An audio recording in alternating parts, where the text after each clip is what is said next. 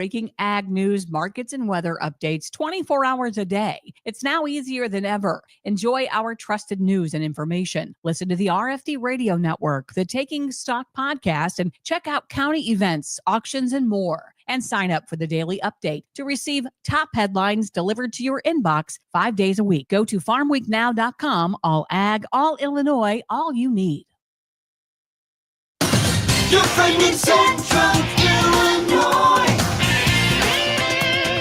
WHOW. Top of the morning. Thanks for being with us. I'm your host today, Seth Lawrence. The WHOW Morning Show streams to Facebook and YouTube, brought to you by Peterson Insurance, your Pekin Insurance agent in Clinton. My guest on the Zoom today, Jay Pratte, is the Executive Director of the Miller Park Zoo in Bloomington. Good to see you as always, Jay. How are you?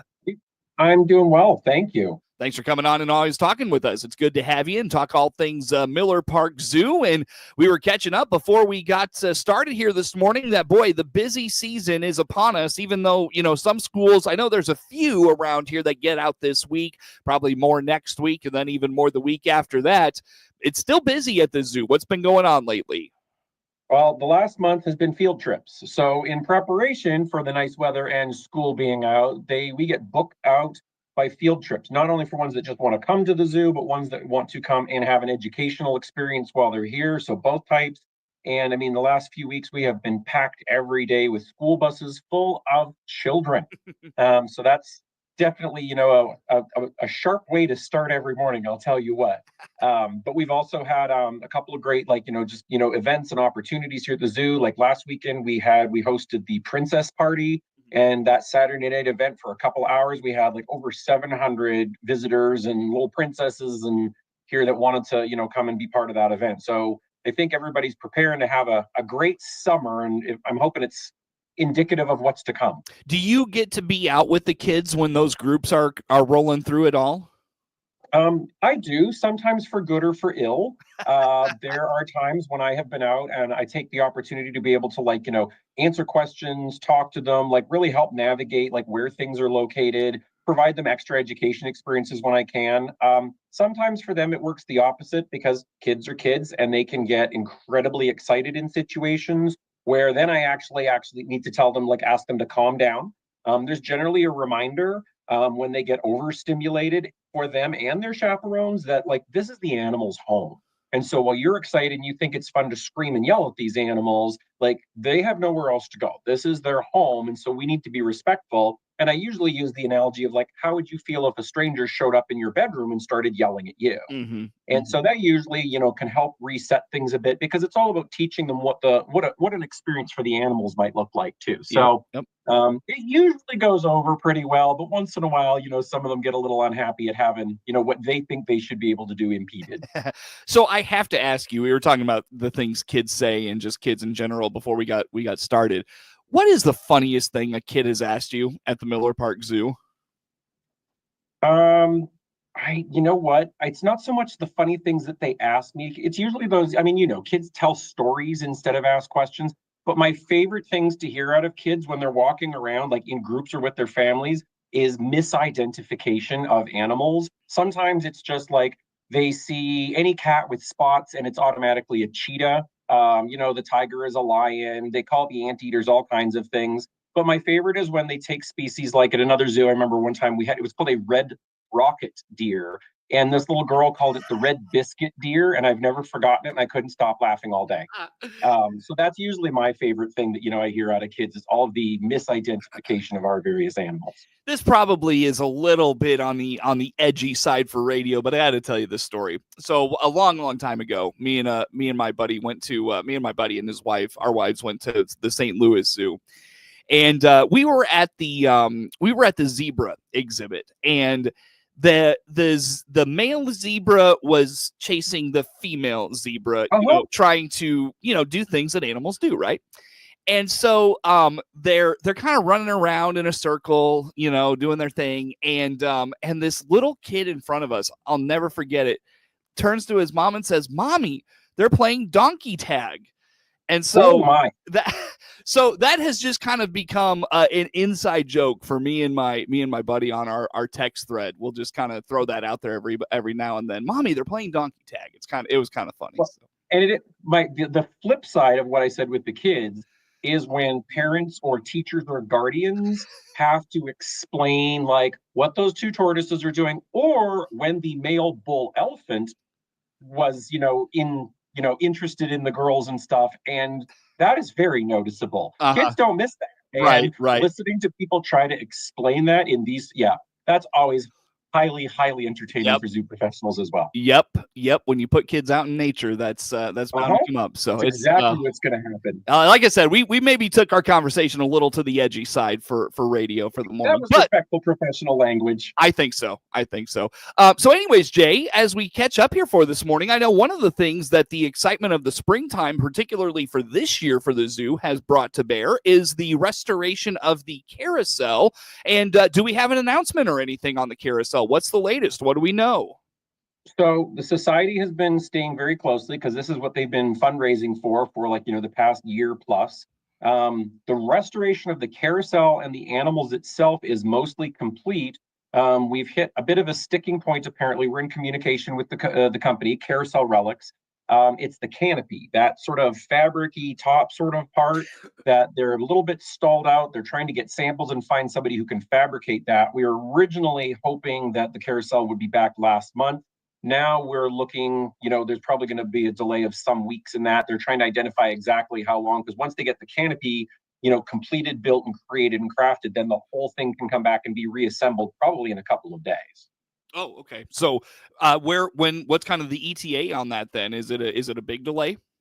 It's a moving target is what it is. It went from end of May. Now we're looking at possibly like sometime in June, maybe the beginning of July. We're not quite sure. They're having problems with like sourcing actually the appropriate materials, because obviously that has to be appropriate colors, very durable because it's outside. So we're a little disheartened, because of the delay, but we know it'll come back, and we're going to hopefully be able to time it to something great, whether that's like a July 4th celebration or something like that. We're hoping that's going to be back sooner than later. We are staying on it. Yeah, for sure.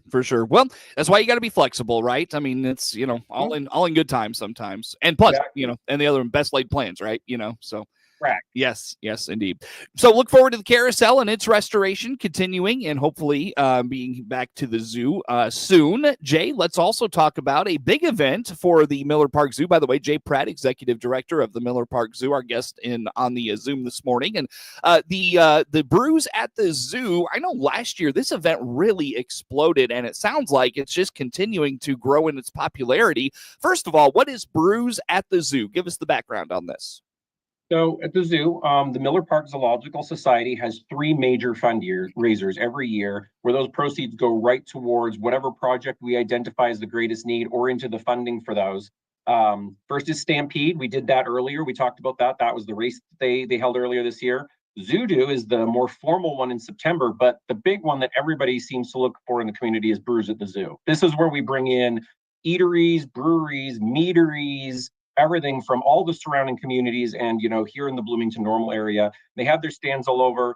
You pay to come in, you get your drink ticket, you get your little souvenir cup and whatever else, and then you just get to have a great time exploring the zoo, interacting, with the different staff that are here, learning about the animals if you choose to do that. Most people just spend their time socializing and going and sampling all the different, drinking and food opportunities that are available. I think we have, last I heard yesterday, was 17 breweries or meaderies stations, at least around that many food stations, some historic that we've used before, some new ones. And this, because of the success, last year we sold out at over 800 tickets. This year we discussed it, and we're going to extend that and expand that up to 1,000 tickets. Wow. So should be a really good time. It'll be June 7th. That's Saturday. It'll run from, again, 3 p.m. to 8 p.m. And tickets you can buy through the Zoological Society's website, mpzs.org, and they're $45. Wow. For an admission ticket. And then you can get other extra drink tickets and stuff while you're. It is a great time. I always work it. I'm always here, working it and socializing, helping people out with whatever our volunteers need, whatever our guests need, but really making sure that not only do these vendors come in and have a really great experience, but all of the visitors that come in do too. It's a lot of fun. Where do you put all these people, Jay? they're spread out through the entire zoo. The society maps out. They actually had a meeting last night where they were doing more of the mapping, and the opportunities for food and beverage are spread throughout the entire zoo. Like, so the back end of Coteau for everywhere. And all of them aren't always here at once. Like, we always have a line out the front. People will show up at 3 o'clock on Saturday to start the experience. Last year didn't trickle off as much towards the end, but there seems to be a little bit of a turnover. So we're never oversaturated. But there are people all the way throughout the zoo taking advantage of their favorite places, the different animal opportunities and that. Like, it's busy here, but it's not unmanageable. It's very exciting. Is there like a silent auction or any sort of thing like that raffle that goes on to correspond with this event? Generally, we have not done that with this event. That's more with the zoo do, but there have been opportunities in the past. I'm not familiar with this one specifically, where, for example, some of our sponsors like Bramer's Jewelers have come in, and there has been like a small opportunity on site to put in for a raffle or something like that. I would have to double check, but those opportunities, if it's going to happen this year, will be on site during the event that people can take advantage of when they're there. Gotcha. Very good. So tickets, you said $45 for those? Yes. Looking at the site right now, it's 21 and only. It's like adults only event. General admission pricing is $45. You can buy tickets right up until day of, that's June 7th. And we may have the ability, if we've got some extra tickets, to sell some of those at the door. We did not have that last year. Some people were showing up that didn't know about the event until that day, and we did not have extra tickets. We had sold out. Gotcha. In expanding the ticket sales to 1,000, did you have to expand the hours or anything this year? No, I think we're pretty comfortable with the hours.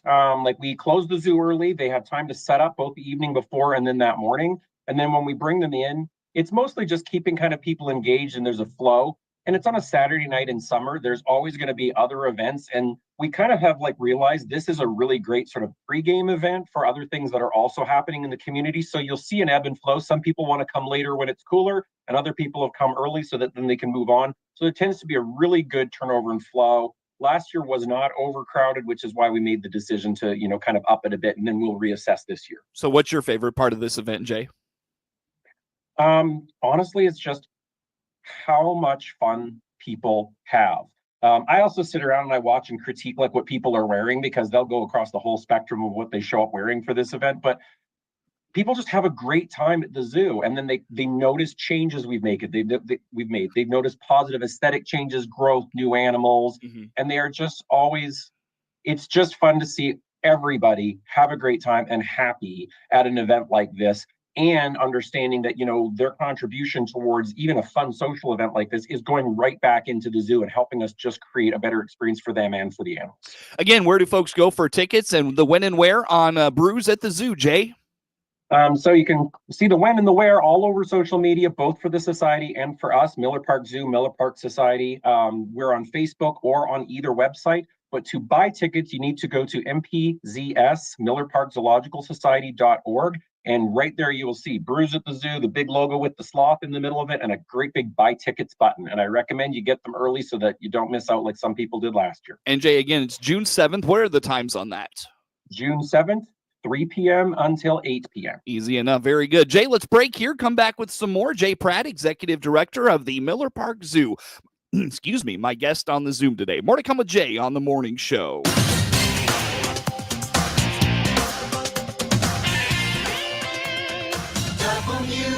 WHOW. Baum Chevrolet Buick offers full transportation options while giving you peace of mind. This is Scott Baum from Baum Chevrolet Buick here in Clinton and Farmer City. This is what we strive to do each and every day. We'll listen to you, give you the options for routine maintenance, major mechanical problems, or collision repairs with a staff that is knowledgeable to find the best option for you. Baum Chevrolet Buick, your full service dealer. See us at baumchevybuick.com right from the start. Here's Clinton Save-A-Lot owner Dave Jackson on Inflation 3.0. The rate of increase has slowed down. That doesn't mean inflation and prices have gone back to where they were. Not 8%, not 10%, doubled. So an item that was $1 in 2020 is now $2. It's not going back to $1. What you are seeing is maybe that item's at $2, it might go up to $2.03, back to normal 1.5% inflation. Save up to 40% on your food bill at your Clinton Save-A-Lot. And as Dave always says, hope to see you soon. Shane here from Highway 51 Exchange, just south of Clinton. Let us service your lawn and garden equipment for spring with our quick turnaround and service specials for free pickup and delivery. Click our icon on DeWittDailyNews.com for details. Longview Community Bank provides real local ag lending.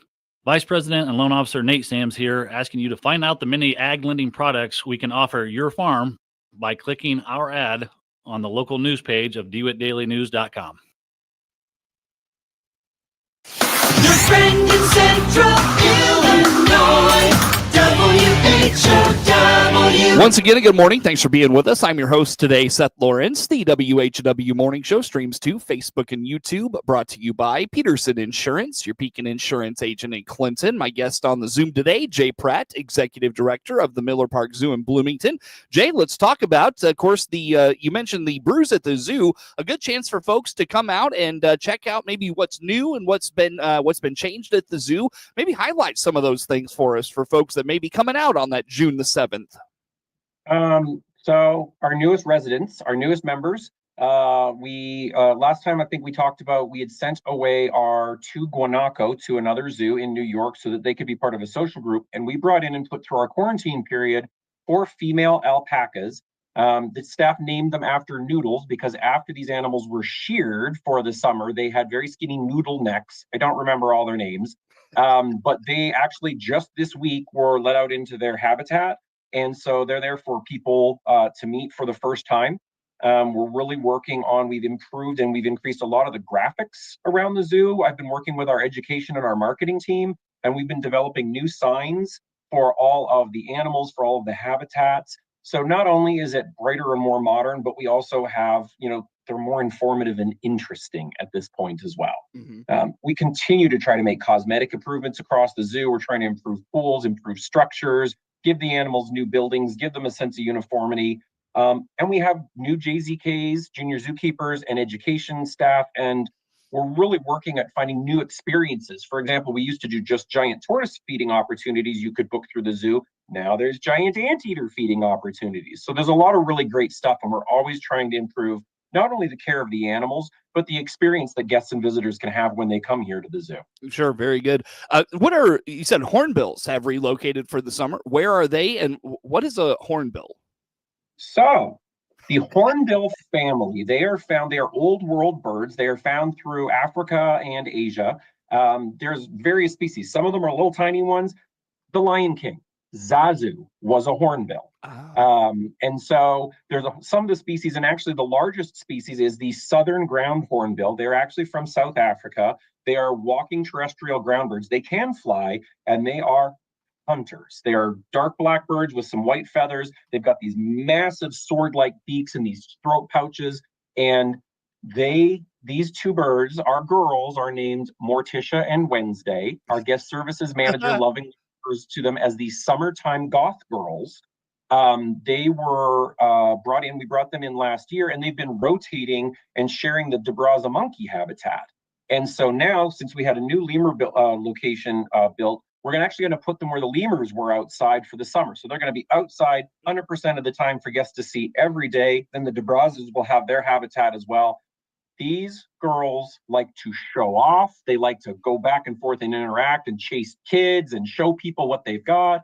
And they will kill everything that ends up in their habitat: snakes, bugs, frogs, toads, and they will happily show that to everybody what they have actually done. So they have become a fast staff favorite and visitor favorite. Even though they're regularly misidentified as big ugly vultures or something like that, they're an amazing bird. Wow. That we love having those two here. How about that? That's awesome. Any other new animals or reorganization of animals, anything like that for the season, Jay? No, we're just, there's going to be a new outside enclosure for the lemurs. We're expanding the outside one that they had and making it even bigger. Not only is it going to give them more space for the red ruff lemurs, it's actually going to bring them a little bit closer to the outdoor viewing and the guest fences. Mm-hmm. So guests can probably, will have the opportunity to see them a little bit better. And then we are still working on, and the society has been fundraising for a new habitat that's going to be included and built into the existing aviary. We do not have an ETA, but hopefully very soon, maybe within a month, and that may or may not be something related to a South American, very slow-moving hanging animal. Oh, how fun. Nice. Yes. Nice. People get very, very excited. So I'm not going to steal the thunder from the society and whatever else, because this has been their big fundraising project, but people are very excited. Easy enough. Well, Jay, let's wrap it up here. Our final moments together. The concessions is open for the season. Mini golf will be open soon. What can you tell us there? Concessions is now open every day, and our guest services manager, Sandra, put together some great new items. We've got options for everybody. Vegetarian, vegan, like, the snack foods and all of that can be accessed from the park or inside the zoo. And mini golf is going to open up. It starts May 24th is the day that opens up, and it'll be 10 to 5 every day, with last tee being at 4:15 p.m. But Twilight Mini Golf, $7 per person that night from 6 to 9 p.m. Always another sold out event everybody has a great time with. So May 24th is when the mini golf will start for the season as well. All right, very good. So keep that in mind. Look forward to it. So a couple of things right around the corner. Jay, in our final moments, if you don't mind, just one more time, highlight Brews at the Zoo, June 7th, what we need to know, the basics. How about that? What you need to know is it's going to be the absolute best time. It's here at the zoo. Breweries, meaderies, food, fun. $45 a ticket. Buy it at the Society's webpage, mpzs.org, 3 p.m. to 8 p.m. on June 7th, adults only. But come and have a great time with the animals, the staff, and everybody else that comes out to this event, and get your tickets quick because they will sell out. They do every year. And one more time, where folks get tickets. MPZS, Miller Park Zoological Society.org. You can also find the links and information about it on any of the social media or the websites for the city. Miller Park Zoo Facebook and Instagram, Miller Park Zoological Society Facebook as well. Jay, always good to have you, man. Appreciate you making time for us. Always glad to talk to you. Thank you so much. That is Jay Pratte, Executive Director of the Miller Park Zoo in Bloomington, our guest on the Zoom. The morning show streams to Facebook and YouTube, brought to you by Peterson Insurance, your Pekin Insurance agent in Clinton. Network news comes your way next on the WHOW Morning Show.